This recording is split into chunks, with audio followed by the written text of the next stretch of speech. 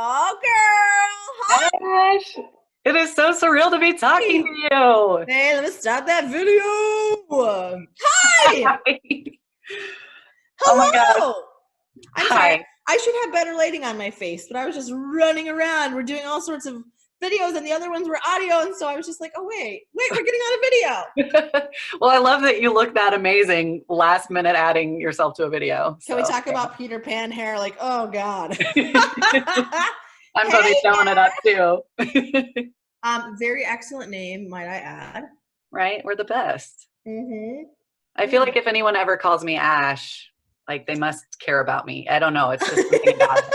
Oh, it's true. I know. In fact, I don't think anyone really calls me Ashley anymore because I just bitch slap them immediately. Yeah, I feel like that's not my name. I'm Ash. But you are with the double E's, so that is like we got a whole other like galaxy going on. Yeah, people feel so bad when they misspell it. I'm like, no. I'm the one with the weird spelling. It's all good. Like, it's all good. I mean, sometimes I do get the Leigh. I'm like, why did you just do that? You went with the least common option. Why was that your default? Yeah, I mean, I don't mind, but that's interesting. Yeah. They're like, I want to get it right, so I'm going to go with the maybe not common one. I'm so glad to talk to you. Thank you for taking the time out of your day. What do you want to talk about? So I want to talk about your book, obviously, and about perfectionism. So for those of you watching this video after the fact, this is the amazing Ash Ambirge. I tried so hard. Publishing The Middle Finger Project through Penguin. And you should all buy it. And that's why we're here to talk about it. And yes, the cover is pink. I didn't want it. I didn't want it at first. And then I actually loved it. Now I'm in love with it. But it is pink. You can't miss it. Mm-hmm. I love it. It fits. It fits very well. Thank you. But I found you through Google when I was still in my job, hated where I was, didn't want to be there anymore, terrified, didn't think I had what it took to be on my own. And then I found you, and not only did you make me think I could do it, but that it would be fun to do this thing. And so I can't thank you enough for that.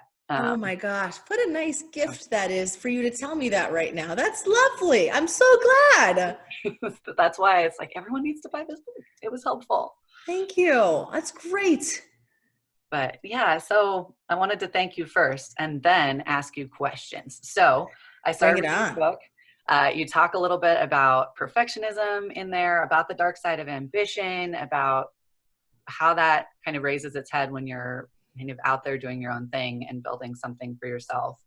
And that's kind of where I'm at now. So as I was reading that chapter, it's like, yep, like this all feels very familiar. So I wanted to talk to you about kind of how do you know where that line is between healthy ambition, worthy of being honored, worth like giving its due, and then flipping over into perfectionism and fear and all of that. Like, how do you find the line and how do you stay on the right side of it? Ooh. Well, I don't know. I don't know that there's a side that you want to be on. I have this like weird instinct that they work together in tandem. Okay. And even though the perfectionist side really can be a pain in the butt. Right.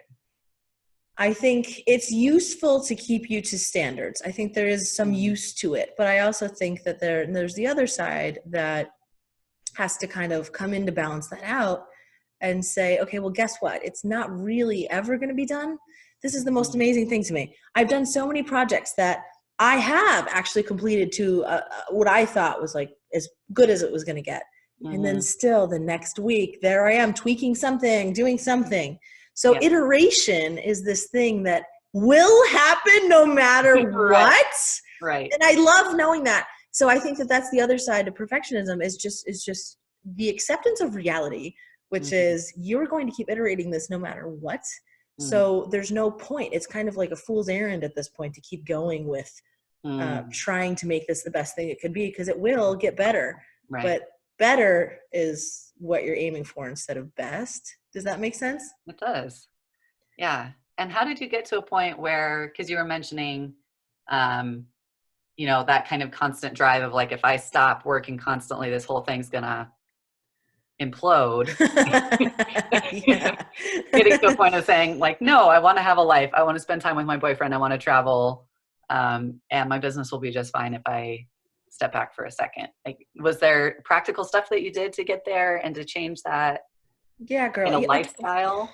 we all need systems. It's so weird for someone who's not used to working under systems. They don't like the constraint of systems. That was me. I didn't want rules. I didn't want to have to follow, a certain schedule every day, for example. Right. But I quickly learned that, there's two sides of things that you can do right now. Like, you can either be what I am, which is a personal brand, and the focus is really on selling myself, selling the ideas that are there. And then there's a traditional brand where the focus is more on selling a product. Right. And the benefits to having a personal brand are that you have this really crazy strong connection with people because you're human. Yeah. And you're allowed to bring empathy to the table, and they feel seen, and you can see them. And I mean, I've made some great connections. Right. The downside to that, though, it's much more difficult to scale. And something with a product, if in a traditional brand selling just a product, you can take that and you can sell that all day long. What they are very good at is their systems, because they're not selling a human, they're selling a product, or even if it's service. I mean, it's still just like, like, this is how we do this thing. Right. So getting better at that has been interesting. And that's what I have been aiming for ever since we wrote about that. Looking at other companies and how they function and how they work, and trying to incorporate elements of that into my own without losing that human appeal. Email marketing is really important for that. Yeah, because then you can still have that personal connection without putting in as many hours, because you can keep that connection up with a lot of people. Yes. And the focus has to be on just helping. So even if you're doing something like an email automation, the word automation feels a little dirty and cheap, but if someone is really learning something from that email or getting help from it, that's all you have to focus on. There's so much value in that. So if you can keep that at the forefront, no matter what you're doing, is this actually helpful, or am I just doing this to like nurture someone? Yeah, we're in a funny space with marketing, because I feel like so many people are starting their own thing and using those kind of techniques and tactics and all of that, but finding a way to do it in a way that's authentic without becoming kind of like, oh, there's my nurture sequence, here's my welcome sequence, here's my automation, here's my funnel, like kind of losing the personal piece. Oh, I know. I've found it personally helpful to write different emails in the moment for an automation. So for example, I'll have an automation that I know needs to be built, but instead of sitting down and writing for 2 weeks straight, kind of the sequence, which is how most organized people would do it, I do find that I start to lose a little bit of my charm with my words, and they don't feel as passionate and exciting, because now it's just become this route thing that I'm doing. Whereas if I know, okay, I have to build this automation, it has to be done in the next 2 months. So in the meantime, anytime I get an idea on that topic, I'm going to put it in this little folder, and maybe I'll sit down for that half hour and write it then when I'm thinking about it and I'm not like, I'm engaged. It's so helpful for me, at least. Yeah. Well, that makes sense too, giving yourself the space to allow for those creative things. Because I work with a lot of creative people and copywriters and things like that. And I'm a structure person. And so we talk about, kind of batching things and putting in structure and process. And they'll come back and be like, but I need to, be like inspired, or have room to be creative, or write when I really like want to write. And so that's kind of the perfect balance of, I have the space, I still have that deadline, and I know what I need to be writing towards, but I love the software MindMeister. I love it. It's just mapping. And it allows me to I can plan out, okay, so in an ideal world, what would this email sequence look like? What are the actual pain points that I need to be talking about, but not so much this is going to be about this, and this is going to be about this. And then working backwards from there and just popping it in as I go. You know what I mean? Yeah. Yeah, that makes total sense. Yeah. That's so helpful. It's just a constant battle too, I think, of the mind, and thinking about how you work and all of those pieces, which is why I really keyed in on you kind of talking about, like, for yourself, obviously, you had so much creative energy and ambition and built this incredible brand for yourself. And then I was just curious, okay, how did you do that in a way that then you were able to kind of ramp back on the pieces that are actually paralyzing about perfectionism and feeling like this always has to be just right. So that's really helpful. Gosh, yeah, I feel like I've been rewarded so much every time I follow my voice and it's not what the crowd would have normally picked. I've been rewarded for that so many times that now it's become my default. I mean, it's actually to the point of like problematic, because if there's something that happens where it's like, that feels a little too commonplace for me. I'm always looking to be the most original of everything. And sometimes that will take way more time than it should take for me to do something. But yeah, growing up and following the normal path and everything along the way, because I was starting the middle class project originally, and then not being rewarded for that in the end, and discovering that normal was the most disappointing thing to ever happen to me, I think gave me enough reason to try the opposite approach. And that was the one I really wanted to try, because I felt like everything about corporate, it wasn't really that I minded the work as much as not having any bandwidth to incorporate imagination or wit or originality, style, creativity to any of the work that I was doing. And people would tell me that I wasn't allowed to do it that way. And I had to follow this process. And I thought that that was really unfortunate, because I was getting results. And it just then became more of it seemed like it was less about the work itself and more about people's own self-limiting beliefs. And that's what really bothered me. And that's where I started developing my voice for the Middle Finger Project, because it felt like I really had this urge to talk through these things, and other people did too. Turns out. You were not alone at all. Yeah. Turns out, yeah. Incredible. I'm so excited to read the rest of the book. Yay! And I know you probably have a ton of these today. So to wrap things up, I would love to just hear, like, okay, people are thinking about buying the book. Maybe they're in this situation. What's the one biggest takeaway that you would want them to know, or a thing that you would like them to know is waiting for them in this book that they can get excited about? I mean, there's a lot waiting for them in this book. One of the things that I really tried very hard to do that was not recommended, in fact, on the topic of following your own voice, was marry self-help and memoir. I think that usually each genre is kind of missing something for me. Right. And I wanted to see if I could marry those two. And I was told time and time again by publishing executives that I needed to pick, because that is how publishers and stores, that's how they know where it goes. That's how they file it in their brain, and how they know how much money to spend. It has to go in one or the other. So I'm really excited to feel like I actually did develop a product that was successful in providing entertainment value, but also actual value. Those two things are so important for me. So that's the stylistic piece. But honestly, at the end of the day, I think I would say that a lot of us make decisions every single day with our lives based on a reason.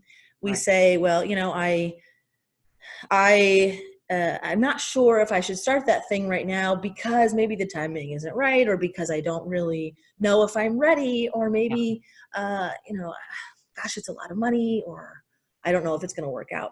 And I would say that I would work, if you could, to try and replace that because, and replace it with the word despite. So I don't know if it's going to work out, but I'm going to try it despite. And I don't know, right? I don't know if I'm ready for this, but I'm going to try it despite. And I don't know if anyone's going to like it, but I'm going to try it despite. I think that shift in mentality is so important, because you will always figure it out along the way as you go. There's never been a time when you haven't figured it out, because we are all still living and breathing. You've figured it out every day so far. Right.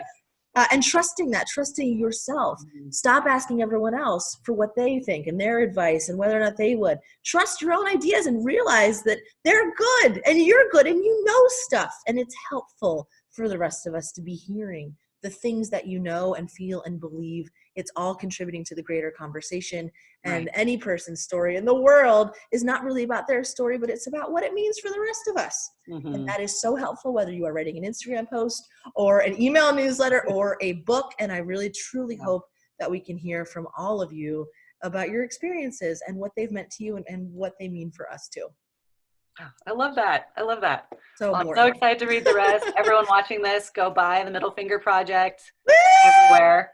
It's basically everywhere, right? Amazon. I hope so, yeah. Barnes & Noble, all the places.